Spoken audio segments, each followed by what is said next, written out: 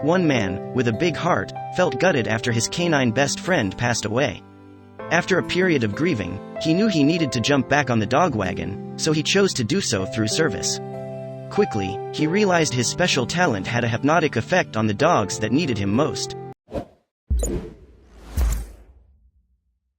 After Martin Agee lost his beloved greyhound Melody, he needed to fill the hole in his heart specially reserved for dogs. As a lifelong animal lover, he knew he'd eventually bring a new pet into his home, but he searched for another means of getting his canine fix. The New York City resident knew dozens of organizations devoted to rescuing and rehoming the thousands of mistreated or stray dogs roaming the boroughs. Though he ultimately settled on the veteran advocates with the saddest commercials in the biz, the ASPCA. So Martin filled out an application to become a volunteer and crossed his fingers. In major cities, animal organizations are flooded with applications for eager volunteers. Employees sift through the applications to root out the serious candidates. Luckily for Martin, he made the cut. Once he was in the thick of it, working as an adoption coordinator for tons of different furry friends, he learned of a storytelling program where volunteers read to dogs. The program is a wildly popular success where visitors, young and old, sit and read to dogs. It's a favorite pastime for everybody involved, human and canine alike. It allows the dogs much-needed socialization with the public, reinforcing positive associations with strangers. Listening to the soothing words of a story calms them in the sometimes anxiety-inducing experience of shelter living. Given the widespread popularity of storytelling, the ASPCA workers were curious what a bit of music might do for the dogs. In fact, taking part in the storytelling program is a part of many dogs' rehabilitation requirements. A large number of rescued animals are removed from their homes by the NYPD after reported incidents of animal cruelty. Dogs from high-risk cases need recovery before moving forward with adoption. When Martin let slip that he was a professional violinist, the staff was curious what effect a bit of music would have on the dogs. For the next story time, Mike set up his music stand outside the kennels, raised his bow, and filled the air with breathtakingly beautiful notes. From Bach to Mozart and then on to Handel, Martin's music invoked an immediate reaction from the shelter dogs. Even the most hyperactive of the bunch fell quiet. Many moved closer, noses pressed to glass, to watch and listen to the man producing the rich emotional melodies. Now a regular fixture at the shelter, Martin has serenaded the dogs going on 2 years. Each time the dogs see him walk in with his violin case, his audience barks and jumps in anticipation for the start of the show. Everybody proceeds to make themselves comfortable, visibly decompressing in preparation for their running musical entertainment. While some settle comfortably in their beds, others crane their necks to get a better look at the star performer. The experience is undoubtedly moving and has remained so every single time Martin plays for the dogs. Martin said on NBC's Today, "The instant the bow hits the strings, you get a reaction like, 'What just happened?' It's stunning to see." Martin has made a living as a professional violinist for over 30 years. He's performed in some of the world's most prestigious venues, the Sydney Opera House, Carnegie Hall, though his easy favorite is for the dogs at the ASPCA. Funnily enough, Martin's musical stylings aren't received as well by his own furry friend, a cat named Jack. When he spots his dad busting out the violin, he can't flee the scene faster. Classical music isn't for everyone. Still, at the shelter, Martin knows he's playing to his crowd. "I can come and just make music," he said, "and I know that no matter what comes out, really, that my audience is going to in some way benefit from it. At least, that's my hope." During a Martin visit, a volunteer attempted to take one dog out for a walk. When they led him out of his enclosure, the pup promptly plopped down on the ground beside Martin to listen, refusing to budge until the music ended. Senior Director of the New York ASPCA Adoption Center Chris Lindsay talked about how Martin's musical gift transforms the animals that have suffered the worst kinds of traumas. "It's incredible to watch the impact his music has on the dogs and how quickly they respond," she said. Staff members are known to tear up watching the varied reactions the dogs have to the music, from the tail-wagging fans, the dog version of applause, to those pooches that feel compelled to howl along with Martin, lending their vocals to accompany each stroke on the violin. Eventually, many of Martin's listeners fulfill their destinies by getting adopted into loving families. Martin admitted he really misses the adopted dogs when he arrives to play and sees they've gone, yet he's overjoyed that they've found homes where, maybe there will be music there as well. The hardened shelter dogs of the ASPCA show the impact that music has on the spirit. No matter if you're human, canine, or even elephant, the power of a moving ballad can help carry you through unspeakable traumas, and another musician proved that. For decades the teak tree trade was huge in Thailand with devastating effects. The trade destroyed the forests, and it turned the beautiful wildlife who lived there into slaves. While you might expect that heavy machinery was used to fell trees, that wasn't the case. Elephants were forced to haul heavy logs on their backs. Twigs and branches scraped their bodies and eyes as they were forced into this labor. By the late 1980s, the forests of Thailand were so far gone it was impossible to ignore. Finally, the government decided that it needed to do something. In 1989, Thailand enacted a ban on commercial timber logging. This was a grand piece of legislation that passed as the country desperately needed to stop this logging epidemic. One thing the bill didn't cover, however, were all of the now unemployed and traumatized elephants. Tragically, though the practice was put to a stop, it left scars emotional and otherwise. Many elephants were left blinded from their hard labor. They lacked instinctual training and survival techniques. So how were they expected to return to the wild under these conditions? Luckily, Dr. Samart, a veterinarian, and his wife, Kun Phan, wanted to do something for these helpless creatures. They started Elephants World, which helped provide food and shelter to local elderly and injured elephants. Their motto was, "Where we work for the elephants and the elephants not for us." They began fundraising to help them continue their mission. Within no time, Elephants World began to spread online and interests from tourists began to peak. They became financially able to host more than 30 elephants and about 130 employees. This was when Paul Barton walked into the picture. Paul was enamored by the piano after hearing an impromptu from the late composer Franz Schubert as a child. He was determined to learn to play. At the age of 12, Paul taught himself to play the piano on other people's instruments. He and his father played music in a small seaside town in northern England, which led to Paul making music his life's work. But the piano wasn't his only passion. Paul loved to travel. In 1996, Paul planned a visit to Thailand where he taught piano for 3 months. There, Paul met Kwan, his future wife. He didn't just fall in love with her, he fell in love with Thailand, and the couple, along with new daughter Emily, decided to make the nation their home. In 2011, while exploring the countryside of Kanchanaburi, Thailand, on the banks of the river Kwai, Paul discovered something that would ignite a new passion in his life. In fact, it was a passion he could easily pair with his love for music. While doing research about the area and its wildlife, he learned about Elephants World and how the sanctuary hosted old, injured, and handicapped elephants. Paul, an animal lover, was eager to go visit the sanctuary to see how he could get involved. Paul didn't go to the sanctuary alone, though. He brought an old friend with him, his piano. He had previously worked with blind children using music therapy and saw the impact it had made on them. He suspected it might just have the same impact on the elephants. Surprisingly, elephants and humans share similar neurons in their brains.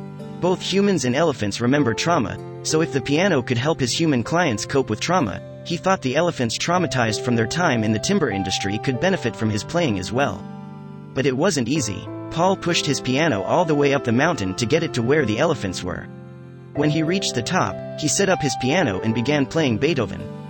There were a few elephants around, but one quickly noticed Paul's presence. A blind elephant named Clara was closest to the piano and was enjoying a grass breakfast when the music made him stop dead in his tracks.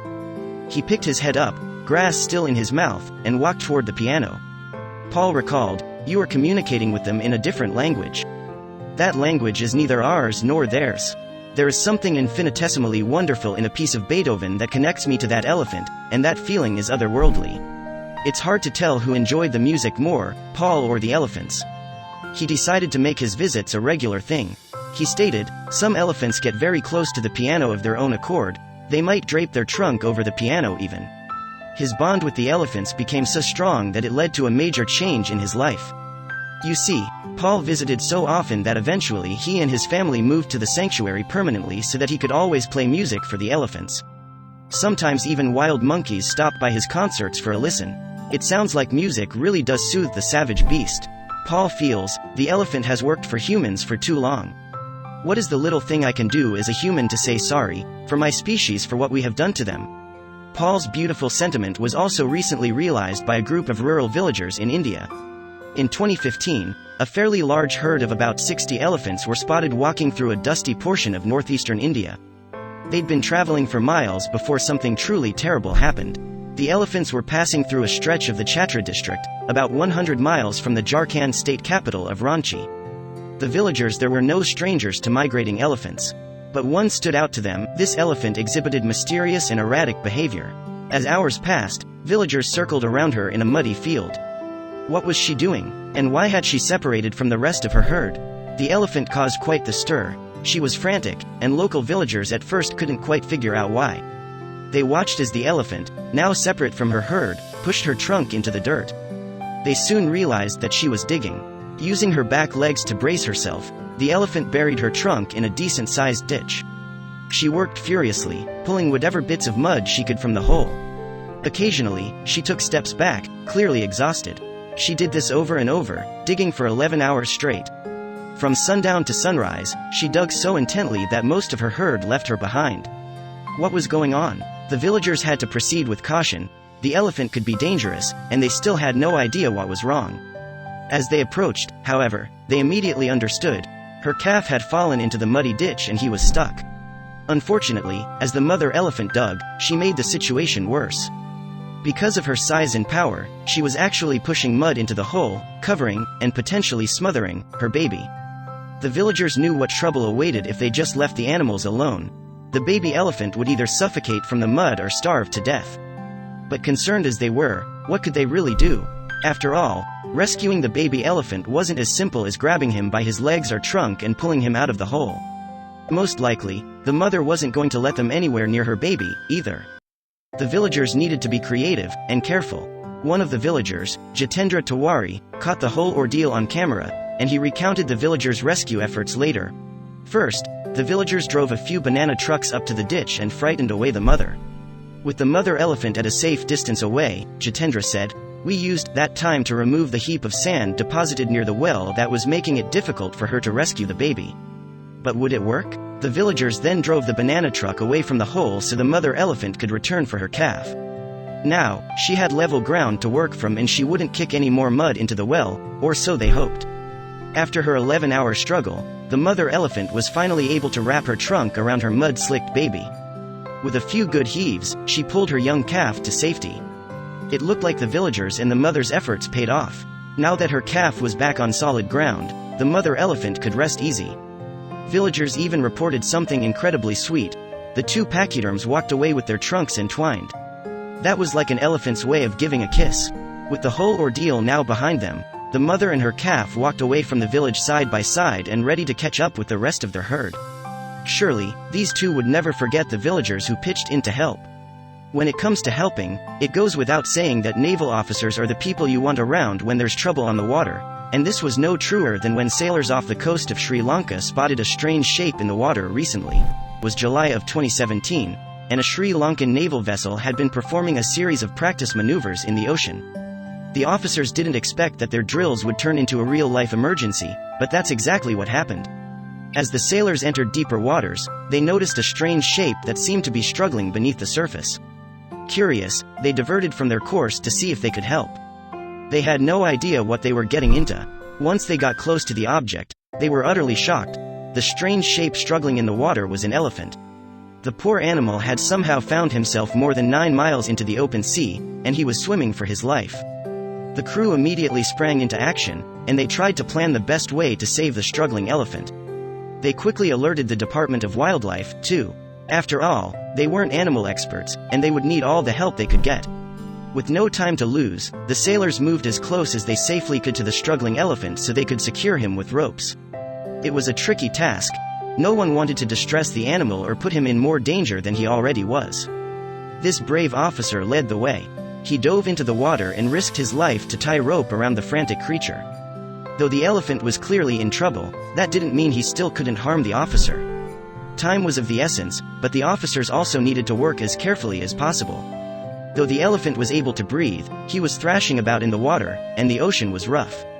Once secured, the officers attached the ropes to the boat.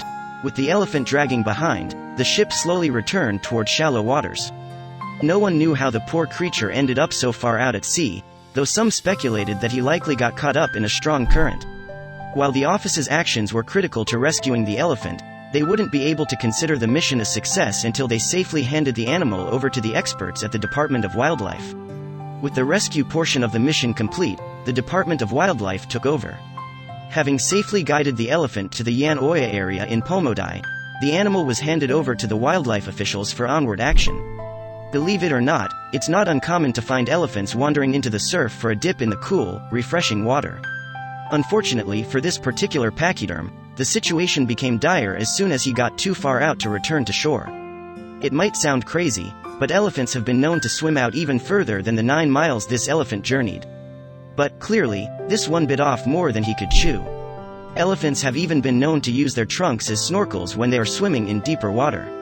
It's almost as if they're in a Looney Tunes cartoon. Can you imagine this strange sight while on a boat in the ocean? Interestingly, biologists believe that elephants are very closely related to another animal who loves the water, the manatee. Some researchers believe that elephants first came to Sri Lanka by swimming there. Perhaps this goofy guy just wanted to take a vacation? Still, this was a case where an elephant definitely needed a hand. Elephants can't keep swimming for long because they burn a lot of energy, explained a representative from the Department of Wildlife.